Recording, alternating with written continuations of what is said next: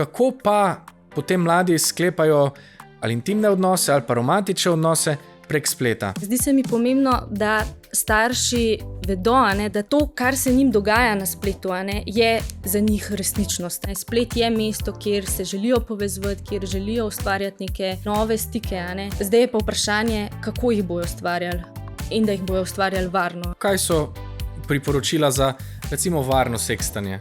Varen sexting načeloma ne obstaja. Ko pošljemo seveda svojo sliko, s tem izgubimo nadzor nad njo.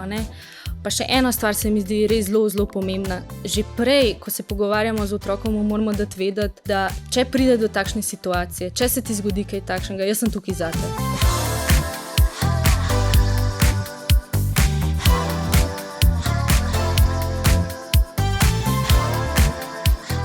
Po podatkih statističnega urada, kar 99% mladih od 16. do 24. leta uporablja internet. Starši in skrbniki pa pogosto ne vedo, kako izgleda spletno življenje mladih. To je velik del njihovega sveta. Ampak, a smo dovolj seznanjeni z njim? A vemo, kako potekajo spletne zmenkarije? A lahko otroku pomagamo in se pogovarjamo z njim o teh temah? Kako poskrbeti za varno in pametno rabo interneta in kaj lahko naredimo, če se stvari zapletejo? O tem se bomo pogovarjali danes. Z mano je profesorica pedagogike Neža Jagodic, ki jo lepo pozdravljam, strokovna delavka programa TOM, telefon za otroke in mladostnike, ki je del Zveze prijateljev mladine Slovenije. Lepo pozdravljena. Živanik. Vesel sem, da si se mi pridružila.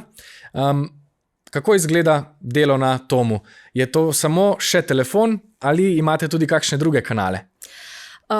Ja, imamo v bistvu še druge kanale, se pravi ne samo telefona. Otroci in mladostniki nas lahko kontaktirajo tudi preko e-pošte in pa klepetalnice, tako da smo v stiku z njimi tudi prek teh dveh kanalov. Torej lahko rečeva, da imaš veliko izkušenj z utripom med mladimi ta hip. Ja, lahko bi rekla, da imam, oziroma da imamo, na nas se obračajo res z raznovrstnimi stiskami, tako da imamo nek vpogled v to, kaj se z njimi dogaja, kaj se sprašujejo, o čem razmišljajo, kaj jih skrbi, o čem se želijo pogovarjati, o čem se ne morejo pogovarjati, z drugimi odraslimi pa se zato obrnejo na to. Danes se bova večino časa pogovarjala o spletu. Kaj bi rekla, kako mladi danes doživljajo odnose na spletu ali pa nasploh življenje na internetu?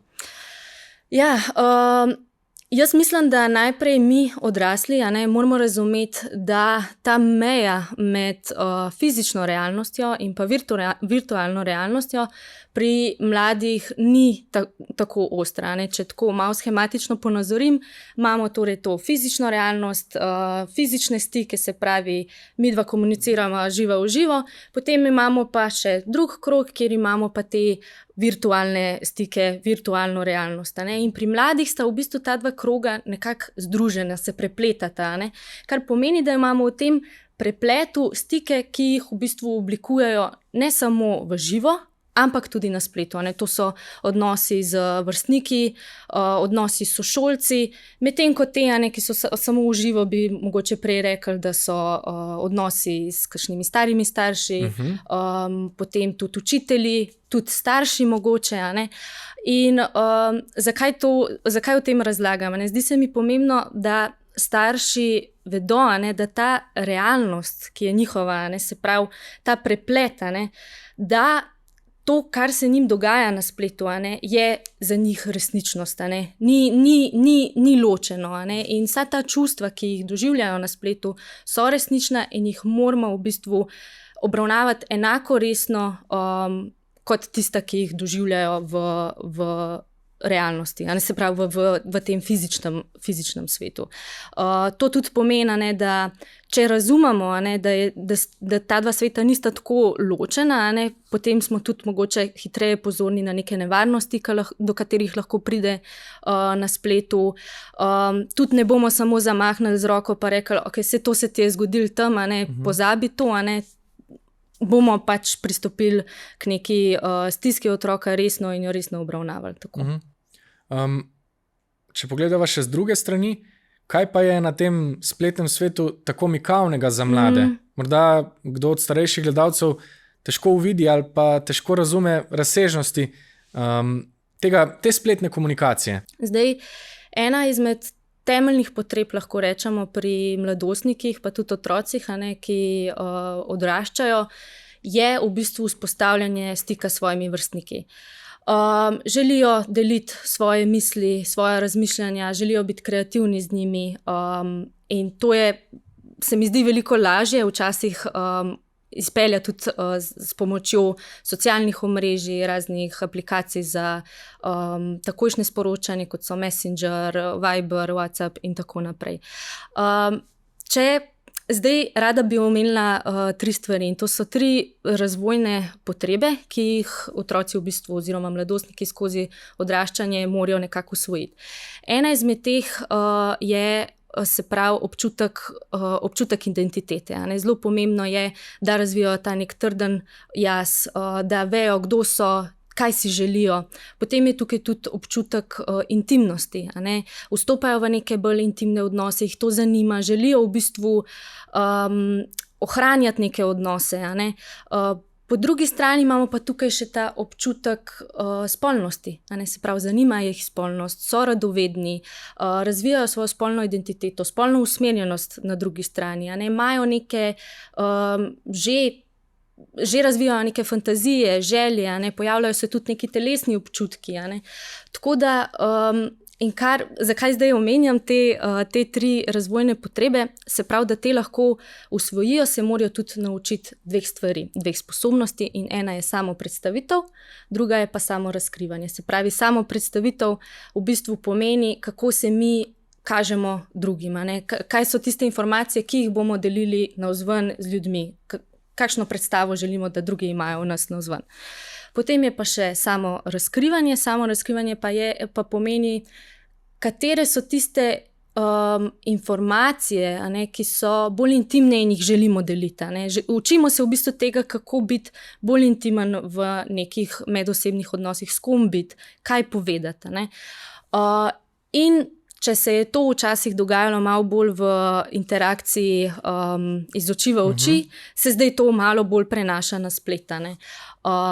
Torej, ta samopredstavitev, samorazkrivanje sta mladim nekako se ji lažje učita preko spleta. Se pravi, ker je tukaj nek občutek nadzora, nek občutek varnosti.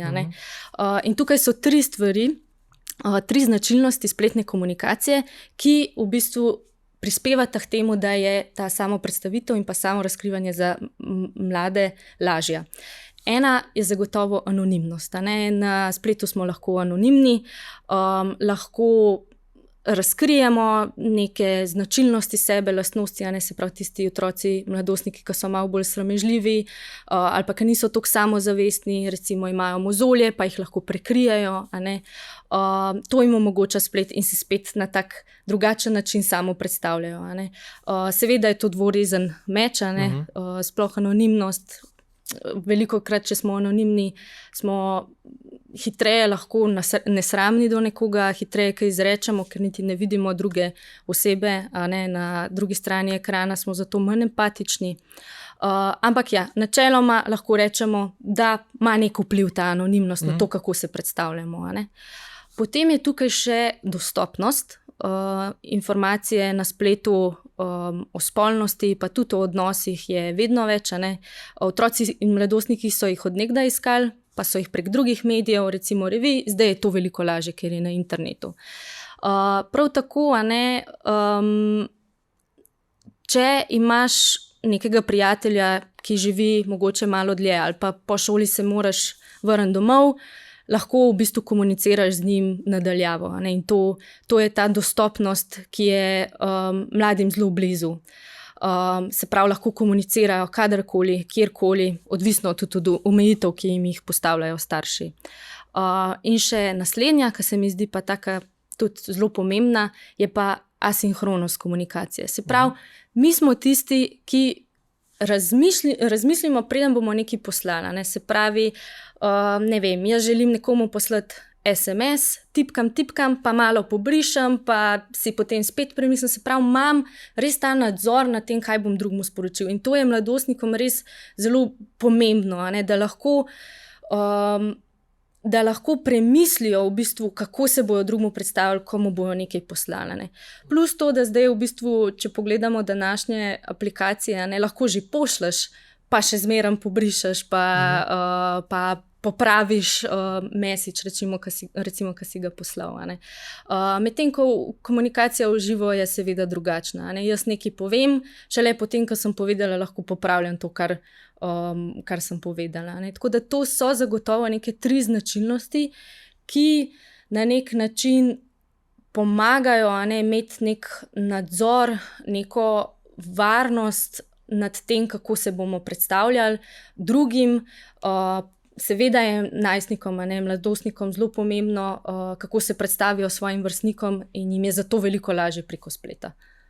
Sej, če dobro pomisliva, te značilnosti so tudi meni všeč. Se pravi, tudi jaz kot odrasel človek mi je všeč, da je recimo spletna komunikacija dostopna, da je asinhrona, se pravi, da imam čas vmes za premislek. Tako da z te plati še nikoli nisem razmišljal o komunikaciji mladih. Pa predvsem zanimivo mi je bilo, da praviš, da gre v bistvu za potrebe, ki so tu ves čas, samo morda je iskanje izraza njih ali pa iskanje drugačne komunikacije samo stvar generacije oziroma novih medijev. Ne gre za nič tako drastično drugačnega, morda kot smo počeli mi, samo način, na katerega se te stvari počnejo, je lahko drug.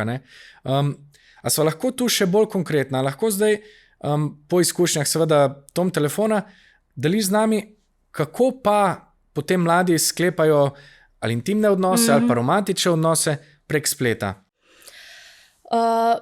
Se pravi, najprej bi rada naredila eno razliko. Se pravi, ko govorimo o nekih intimnih odnosih, romantičnih razmerjih, ki jih začnejo otroci in mladostniki vzpostavljati na spletu, tukaj ne govorim o aplikacijah za dejtanje, kot so recimo Tinder, Grindr, Bubble. Te aplikacije so namenjene polnoletnim in to tudi kažejo raziskave. Na srečo je manj mladostnikov, oziroma zelo malo mladostnikov, ki se poslužuje teh aplikacij. Recimo zdaj raziskave v zadnjih letih kažejo, da 11 do 12 letniki, manj kot 1% jih uporablja te aplikacije. Se pravi, je vseeno nek delež oseb, ki nekako gre čez ta orodja verifikacije in pridejo na te aplikacije. Potem, če gledamo te malo starejše do 18 let, je delež nekoliko višji, pa še zmeraj dosti zanemarljiv. Ampak te, ki se poslužujejo takšnih aplikacij, seveda je veliko večje tveganje za neke stiske, kakor so depresija, anksioznost, predvsem pri dekletih. Seveda je tudi večja verjetnost, da pride do nekih zlorab, ker so vseeno te aplikacije uporabljajo odrasle osebe. Tako do nasilja, spolnih zlorab. Tako da danes, kar želim povedati glede tega vzpostavljanja intimnih odnosov otrok in mladostnikov, gre v bistvu bolj za komunikacijo prek res nekih socialnih omrežij, ki jih v bistvu veliko uporabljajo, zdaj ne vem, naprimer Snapchat, pa potem tudi teh aplikacij za takojšnjo sporočanje, kakor so Messenger, pa tudi samo četanje po telefonu. In definitivno te aplikacije nekako omogočajo, da spodbujajo to neko intimnost, so lahko bližje drug drugemu. Je pa res, da raziskave kažejo, da še vedno te intimne odnose vzpostavljajo tudi v živo. Je več dejavnikov, recimo, če bo otrok več časa preživel na spletu, se pravi, večino svojega prostega časa preživel na spletu, bo seveda tudi prej se posluževal vzpostavljanja intimnih odnosov preko spleta. Potem so tukaj tudi, ne vem, otroci, mladostniki, ki ki sami sebe razumejo kot bolj sramežljive, bolj introvertirane, a ne. Tem bo tudi lažje, če se bojo takšne komunikacije v bistvu posluževali preko spleta, ne v živo, a ne. Je pa na tem področju res še zelo malo raziskav. Raziskave se bolj osredotočajo potem že na polnoletnike. Tako da, deleži so potem, koliko v bistvu so intimni drug drugim prek teh medijev, a ne, zelo različni, a ne, lahko govorimo tam od 30% pa tudi do 60%, a ne, otrok, ki se pravi bo začel z drugo osebo flirtati prek socialnih omrežij, bo z drugo osebo vzpostavil nek bolj intimen pogovor prek socialnih omrežij. Torej vse vodi v neposredno komunikacijo, ponavadi med dvema, verjetno se to ne dogaja v komentarjih, ampak bolj v zasebnih sporočilih na takem ali drugačnem omrežju ali pa storitvi. Tako. Kaj pa so tu potem potencialni zapleti? Recimo, imam primer, ki si mi ga poslala, 15-letnika, ga bom kar prebral. Zdravo, sem 15-letnik, ki imam 1 leto mlajšo punco. Ene parkrat sem ji rekel, če da kakšno sliko, in ona meni pošlje sliko riti in postave. Tega seveda nikomur nisem pošiljal. A je to nekaj, kar je običajno?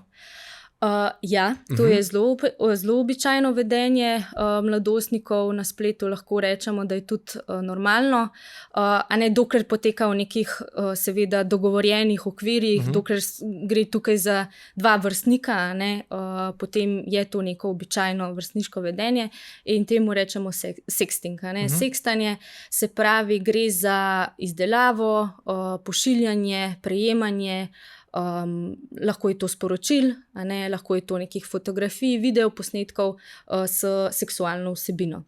In raziskave kažejo, ne, da se mladostniki sextanja kar pogosto poslužujejo, se pravi starejše raziskave tam okoli 50% mladostnikov, zdaj novejše pa že recimo, da 70% mladostnikov, če govorimo, da je povprečna starost 16 let, ne, je že prejelo sext, medtem ko jih je recimo pa 50 poslalo sext. In tukaj v bistvu razlik med dečki in deklicami ni, a ne, oboji se poslužujejo sextanja.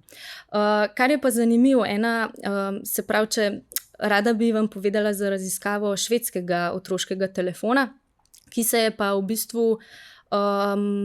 je pa raziskoval to, kako mladi doživljajo, kako razumejo sexting.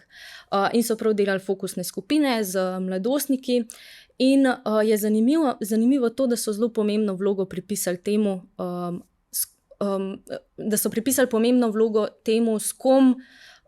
s kom si v odnosu, da se takšnega vedenja poslužuješ, ne, se pravi, kako je intimen odnos z drugo osebo in pa kakšni so motivi za to, da se poslužuješ sextinga. Tako da zelo normalno in običajno jim je, da bojo mladi oziroma da bosta 2 vrstnika sextala, če sta recimo definirana kot par, ne, da se dojemata, doživljata drug drugega, kakor da sta skupaj. Potem, ne, se pravi, nek tak motiv, ki ga mladi zelo izpostavljajo, je tudi to pomanjkanje fizičnega stika, ne. Se pravi, po šoli odidem domov, ne smem se družiti recimo s to osebo, pa, a ne, imam potem možnost, da to svojo spolnost raziskujem preko spleta, a ne. In prej sem omenjala ta občutek spolnosti, a ne, zanima jih spolnost, raziskujejo jo, tako da a ne, in tukaj ta primer dobro pokaže, a ne, da jo bojo raziskovali ne glede na to, a ne, ali bo to v živih stikih, ali bo to na spletu, a ne. Pomembno, jaz bi rekla, da je pa pomembno, da si mi tukaj ne zakrivamo oči, a ne, ampak da mladim v bistvu povemo, kaj pa je varno. Se pravi, da se zavedamo tega, da so spolno radovedni, da jih zanima, da želijo biti intimni drug z drugim, kako bojo pa to počeli, je pa potem tukaj, se mi zdi, pomembna vloga odraslih, da bojo varno vstopali v odnose, tako v živo, v, se pravi, teh živih stikih, kot seveda tudi na spletu. Ja, kako pa lahko potem konkretno svetujemo otroku ali pa se z njim pogovorimo o tem, kaj so priporočila za, recimo, varno sekstanje? Ja, varen seksting načeloma ne obstaja. Vedno se mu je v bistvu boljš izogibati, ker je tukaj neko tveganje. Ko pošljemo seveda svojo sliko, s tem izgubimo nadzor nad njo. Hitro lahko pride do zlorabe zaupanja. Tudi če sem jaz v razmerju z nekom, pač lahko se zgodi, da bo to sliko čisto po nesreči mogoče videl še nekdo drug, pa ni bila namenjena njemu. Tako da ja, jaz mislim, da je vedno bolje, če se takšnega vedenja ne poslužujemo. Če pa se, tako ne moramo pač čisto reči, da tega otroci in mladostniki ne bojo počeli. Torej, če pa se, pa so tukaj seveda neke varovalke, ki jih lahko upoštevamo. In sicer najprej, kako intimen odnos imam z neko osebo. Se pravi, pogovorimo se z otrokom o tem, s kom bo delil takšne slike, s kom bo delil to intimo. Ne bo to oseba, ki ji res zaupa, ki je mogoče z njo že res dlje časa v nekem partnerskem odnosu. Ne bojo to te neki kratkoročni stiki, ki samo pošleš svojo fotko. Potem še ena taka stvar je, pri kateri so lahko previdni in jo lahko vključujejo. Se mi zdi, da se jo mladi saj tako, glede na kontakte, ki jih prejemamo na tom telefonu, se jo kar zavedajo, in to je zakrivanje nekih značilnosti, ki bi lahko pokazale, da so to oni. Se pravi, zakrivanje neke identitete. Če imam jaz neko znamenje tukaj na tem predelu, bom se pač fotografirala tako, da se tega znamenja ne bo videlo. In s tem, če bi slika se slučajno potem razširila na splet, nobeden zares ne more z gotovostjo potrditi, da sem to jaz. Se pravi, zakrivanje nekih znamenj, ki bi lahko pokazali, da smo to mi, ali pa mogoče tudi, kako se slikamo v prostoru, da nismo v prostoru, kjer je viden cel prostor, in s tem se lahko ugotovi, od koga soba recimo to je. Zagotovo je tudi vedno dobro, da ne sekstamo pod vplivom alkohola. Ko smo, se pravi, pod vplivom alkohola, seveda smo malo bolj pogumni, drzni, so kakšne odločitve naše tudi nepremišljene in jih lahko naslednji dan obžalujemo. Potem pa, kaj še? Zagotovo je še kaj, razmišljam. Da spet govoriva o priporočilih ali pa usmeritvah sklepanja intimnega odnosa. Samo besede, ki jih uporabljaš, so bolj prilagojene spet mediju ali pa načinu komunikacije. Tukaj, ja, v bistvu, ampak jaz bi rekla, da so to neka pravila, ki jih postavimo lahko ne samo v odnosu, ki ga vzpostavljamo osebo na spletu, ampak tudi v živo. Se pravi, kako bova midva intimna? Se pravi, če se midva dogovoriva, da bova sekstala, dejva se dogovoriti za pravila. Torej, ne bova te komunikacije imela na vseh različnih aplikacijah za takojšnje sporočanje. Bova se pogovarjala samo nekje. Te slike se ne bojo shranjevale na telefon. Bojo samo res tukaj. Če bi šlo, mogoče tudi, da gremo v smeri, ok, vidiš sliko, prosim, potem jo pa izbriševa. Tako da res se še preden se odločimo za takšno vedenje, da se dogovorimo, kako bo takšno vedenje v bistvu potekalo, v kakšnih mejah, da v bistvu potem tukaj spoštujemo neka pravila. V redu. Poglejva naslednji primer, kjer pa se stvari lahko že bolj zapletajo, ko ne govorimo več o vrstniški komunikaciji ali pa odnosih z osebami, ki jih poznamo v resničnem življenju. Danes me je na aplikaciji Snapchat dodal 29 let star moški. Dodala sem ga nazaj, saj sem mislila, da je mojih let. Ko sem ga dodala, sem ga takoj vprašala, koliko je star, in mi je odgovoril 29. Ker mi ni bilo prijetno, sem rekla, da sem stara 16 let, čeprav sem stara 14. Na začetku je komunikacija potekala normalno, čez nekaj časa pa mi je začel pisati čudne stvari. Naprimer, vprašal me je, kaj bi naredila, če bi se pripeljal do mojega doma in na to še, da bi me rad poljubljal in objemal. Tukaj pa ne gre več za stik med dvema osebama, ki se poznata. Ja, zelo pogosto je, da mladi na spletu vstopajo v komunikacijo z neznanci. Če pogledamo raziskavo, sicer je že stara. Mladi na netu? Mladi na netu, pa še ena druga, Kids Online, EU Kids Online, nekaj takšnega. No?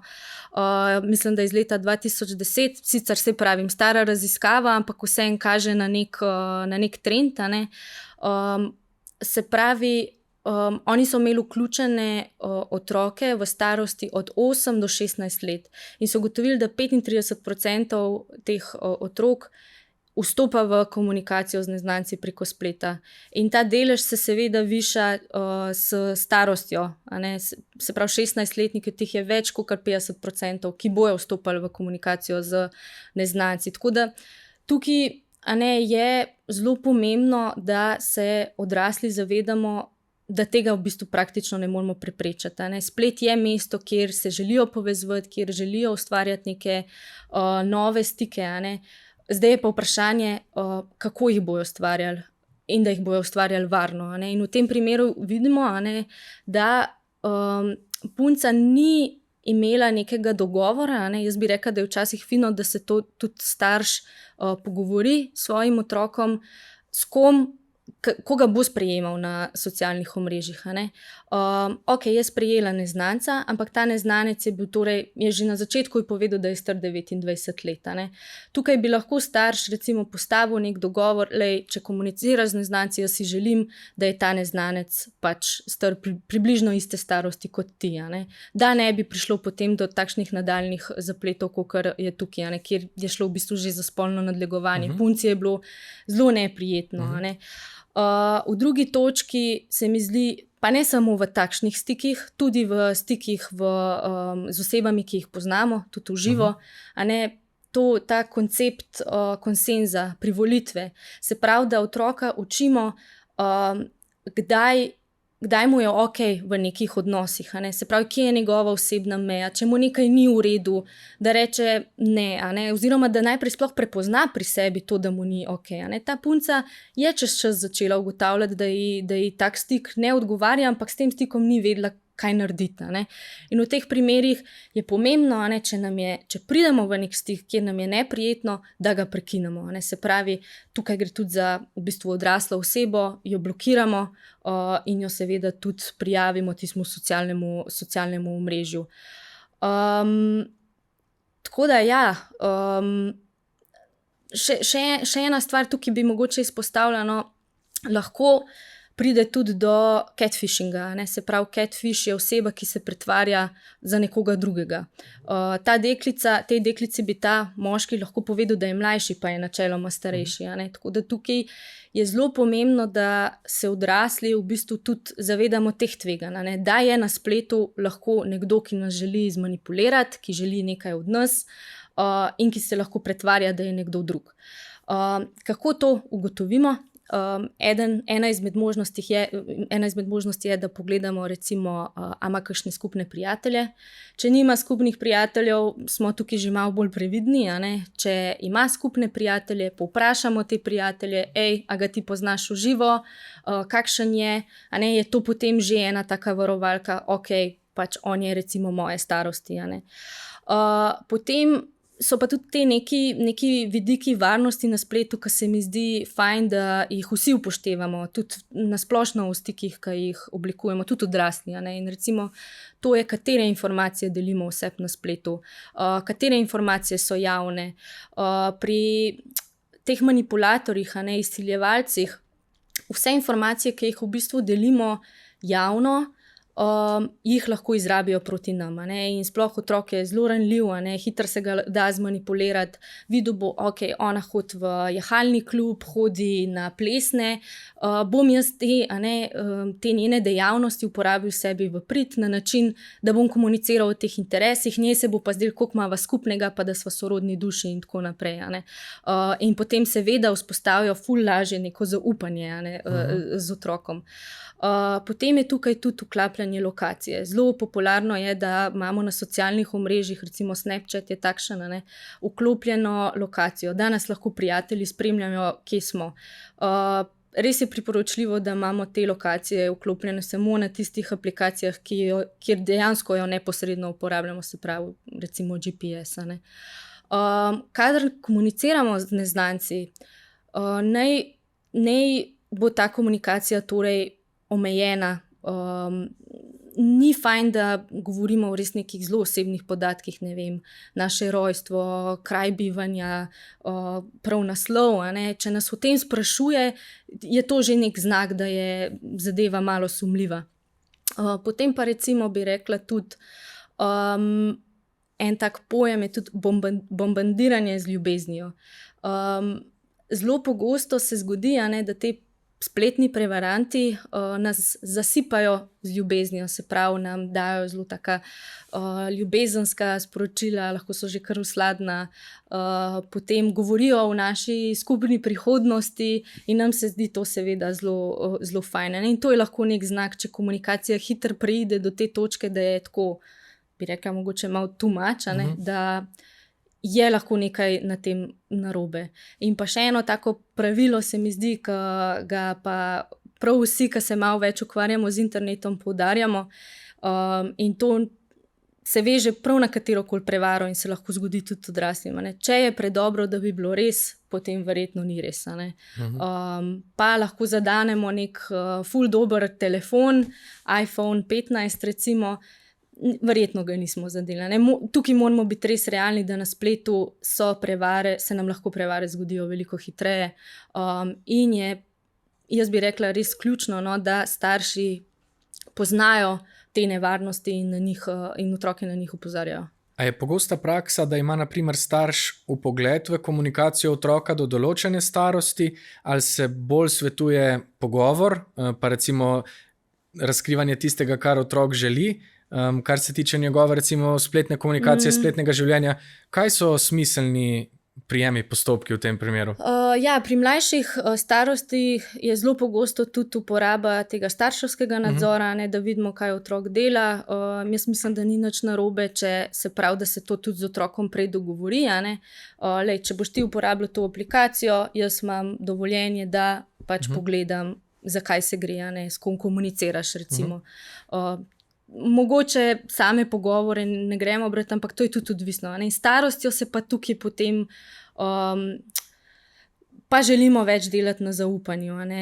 Če bomo gledali message otrokov, verjamem, da bo zaupanje veliko slabše, kot če se z njim raje pogovarjamo, pa ga lahko tudi sprašujemo o teh odnosih, ki jih vzpostavlja.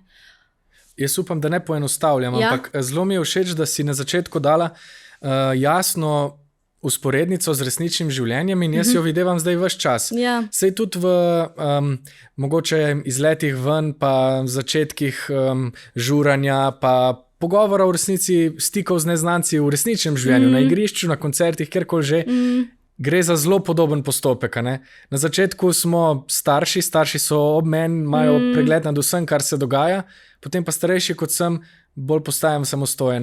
In bolj je res tukaj gradimo na tem zaupanju.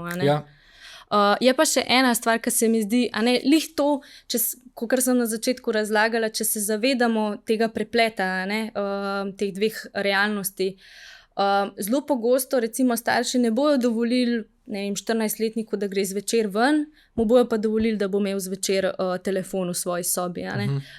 Stvari lahko pa počne enake praktično samo prek spleta, samo da jih ne v živo. Tako da tudi tukaj moramo biti previdni, da postavljamo neka pravila, ki so lahko, jaz mislim, da je prav, da so družinska, da se jih vsi držimo, recimo po 9 uri ne uporabljamo digitalnih naprav, ne gremo z njimi v posteljo, Tako da to je potem še nek tak varnostni ukrep, bi rekla. No?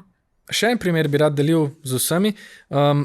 Mislim, da se zelo spretno prepleta med pravili, ki smo jih vzpostavili. Se pravi, recimo, da smo rekli, stik in komunikacija prek spleta je z vrstniki, dovoljena do omejenega obsega, če res gre za neznance, potem pa se zgodi tole. Pozdravljeni, to je javljanje starša 15-letne hčerke. Prosim za nasvet, kaj lahko storim oziroma na koga se lahko obrnem. Med vikendom sem izvedel, da se je hčerki preko javne objave na Snapchatu njenih sošolk za njen rojstni dan javil nek fant in si začel z njo dopisovati. Predstavlja se ji kot srednješolec, ki rad igra košarko in podobno. Zmotilo me je, ker je predlagal, če se lahko sestaneta v Ljubljani. Vse skupaj se je zgodilo v 10 dneh, kar gre sumljivo prehitro. Potem pa starš izraža strah, da gre mogoče za kako zlorabo in ga skrbi želja potem, da se sestaneta. Nima dobrega občutka. Hči je preverila profil, pravi, da je nekaj slik gor, ki lahko ustrezajo njegovim besedam in ona bi se rada dobila z njim in zaupajo hčerki, vendar imajo pomisleke. Zdaj pa starš sprašuje, kaj naj naredi. Ja, tukaj je res, lahko rečemo, taka kočljiva situacija. Ne? Na eni strani ima zelo dober odnos s hčero, staro 15 let, je odnos, ki je zaupanja vreden. Tako da jaz mislim, da na tej točki je starš že, bi lahko skoraj rekel, da zmagajo. Če se pogovarjajo, če imajo neko zaupanje, so potem dogovori, ki jih sklenejo, veliko bolj varni in se jih bojo tudi držali. Zdaj, ta punca je tudi povedala staršu, za to, da bi se rada dobila s tem fantom. Sicer ne vemo, zato, ker pač drugače ne more priti v Ljubljano ali pač dejansko zato, ker je to z njim želela deliti. Ampak to načeloma ni tako pogosto. Načeloma otroci in mladostniki, se pravi, če gledamo to raziskavo Mladi na netu, iz 10 let nazaj, spet sicer stari podatki, ampak vsem kažejo nek trend, povejo nekomu, da se bojo dobili z neznancem v živo in to je kar visok delež, tam okoli 80%, ampak povejo svojim vrstnikom. Tega ne govorijo toliko svojim staršem. Tako da to je zagotovo ful ena dobra prednost, bi rekla, da že starš ve za tako stvar in potem se lahko sklene nek kompromis. Je pa res, ima zaupanje, na drugi strani ga pa skrbi za varnost, ki je v tem primeru mogoče na trenutke res malo problematična. Tam, če se prav spomnim, govori o tem, da je komunikacija poteka 10 dni. To je res lahko že kar hitro, odvisno, koliko je tudi ta komunikacija bila intenzivna. Potem en problem, ki ga je še izpostavil in se mi zdi, da je res starš, ki pozna nevarnost in se mi zdi to tudi ena ful super stvar, nima ta nobenih skupnih prijateljev. To je tudi lahko ena nevarnost. Zdaj tukaj jaz mislim, da je fajn, da se najprej dogovorimo s hčero za različne možnosti. Ok, lahko se to zgodi, ampak jaz recimo najprej želim, da ti opraviš videoklic, da se jaz prepričam, da je ta oseba resnična, da se ne pretvarja za koga drugega. Če se ta oseba ne bo želela odzvati prek videoklica, se pač more hčera strinjati, da je to znak, da je verjetno lahko to prevarant. Zelo velikrat imajo te catfishi nekaj izgovor v smislu, imam pokvarjeno kamero. Ne, to je res očiten znak, da tukaj nekaj ne štima. Potem druga možnost pa je, ok, lahko greš na dejt, tako si jaz predstavljam, kako bi jaz recimo ravnala v tej situaciji, lahko greš na dejt, ampak mogoče bi pa si želel, ker ti ne moreš priti v Ljubljano, da on pride k tebi. In če bo dejansko izkazal interes, bo to tudi storil, če sta si tako blizu in sta si tako všeč. In tukaj spet, na tej točki, če tega ne bo želel, kaj bo pa potem, se pravi, boš prekinila stik z njim. Da se pravi, dovolimo nekaj, ampak vseeno postavljamo tudi omejitve, da se bomo mi ob tem počutili dobro. In če fant dejansko privoli, recimo, da bi privolil, da pride v njen kraj, tukaj so pa potem še lahko dodatne omejitve, za katere se potem dogovorimo z otrokom. Recimo, ena izmed teh je, da vklopi lokacijo. Tja, ko bosta šla, da jaz kot starš lahko recimo spremljam, kje se ona nahaja. Včasih jo lahko tudi pospremi, če bi lahko tak pogoj recimo postavi, da pospremi. Druga možnost je tudi, da se umakne nekam na stran, se pravi, tam, kjer se ta dva srečata, pač je starš umaknjen, 2 ulici stran, da če bi slučajno bilo kaj narobe, da lahko pravočasno urgira. Pa seveda pogoj tudi ta, da se dobita na nekem javnem prostoru, se pravi, kjer je veliko ljudi, kjer je pretočno, zagotovo ne pri njemu ali pa če bi ona šla v Ljubljano, zagotovo ne pri njemu doma. Tako da definitivno javni prostor. Potem pa še zaščita, na način, shranim si njegove podatke, naredim screenshote, se pravi, posnetke zaslonov, njegovih profilov, če bi prišlo do kakšne zlorabe, da imamo tudi dokaze za prijavo na policijo. To so potem res ti skrajni ukrepi, ampak je bolje, da smo čim bolj zaščiteni, pa tudi v bistvu starš se bo v tej situaciji, se mi zdi, bolj počutil.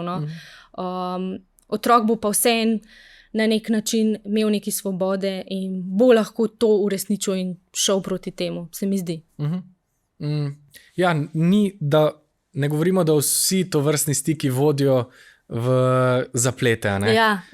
Ampak kako pogosti pa so po izkušnjah tom telefona in do kakšnih zlorab vse lahko pride? Zdaj smo omenjali že recimo zlorabe, ko nekdo deli ali pa razširi kakšne fotografije, ki smo jih poslali.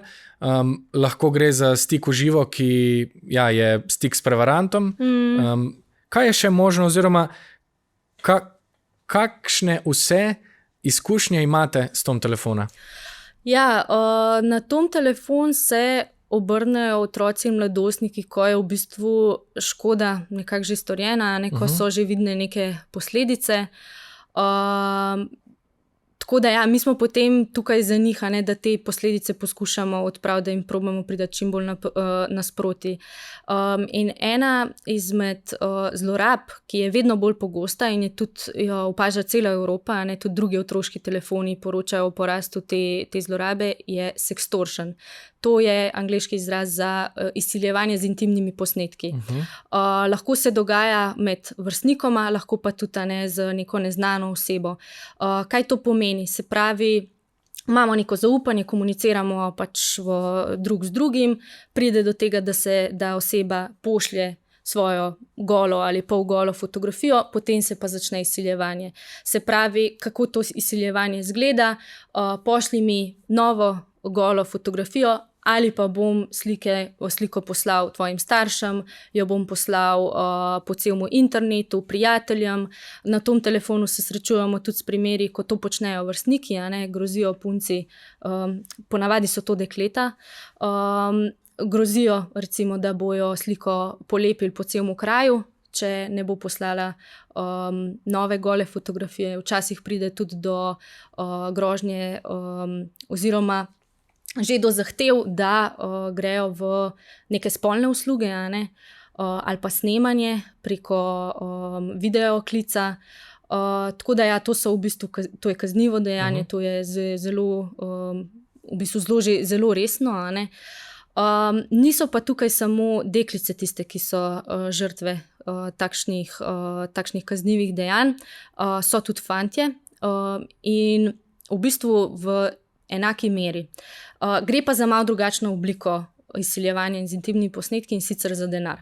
Se pravi, fant misli, da se pogovarja z dekletom, približno iste starosti, na drugi strani so pa večinoma neke organizirane internacionalne tolpe, manipulatorji, ki so res spretni s tem, da navežejo stik, da vzpostavijo to zaupanje.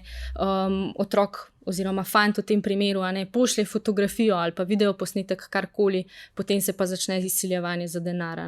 In žrtve so tukaj zelo nemočne, veliko je nekih občutkov sramu, krivde. In da se le to ne bi zgodilo, da se le posnetek ne bi razširil, seveda pošljajo nov posnetek ali pa nakažejo denar, žal se pa izseljevanje tukaj ne konča, ne, tako da imamo nek začaran krog. Ja, na tom telefonu, kot sem že rekla, ne, imamo vedno več takšnih kontaktov. Je pa res, ne, da v primerjavi z vsemi kontakti, ki jih dobimo, je ta delež vse nizek, ne govorimo o 0,5% vseh kontaktov na tom telefon. Zdaj v letošnjem letu, če gledamo se pravi prvih 6 mesecev, mislim, da je bilo prav za izseljevanje z intimnimi posnetki 23 kontaktov, približno enako prerazporejeno pri fantih in pa pri deklicah. Lansko leto je bilo vseh skupaj, mislim, da 28, tako da če je bilo že letos 23, nekako pričakujemo, da bo teh kontaktov do konca leta res še več, kot je bilo lani. In ja, je nek trend porasta izseljevanja z intimnimi posnetki, tako da Tukaj je res zelo pomembno, da ozaveščamo otroke, pa tudi starše, o nevarnostih na eni strani sekstanja, na drugi strani pa tudi stikov z neznanci, in pa v bistvu učenja in konstantnega pogovora z njimi o nekih osebnih mejah, in pa o dogovorih, ki jih sklepamo.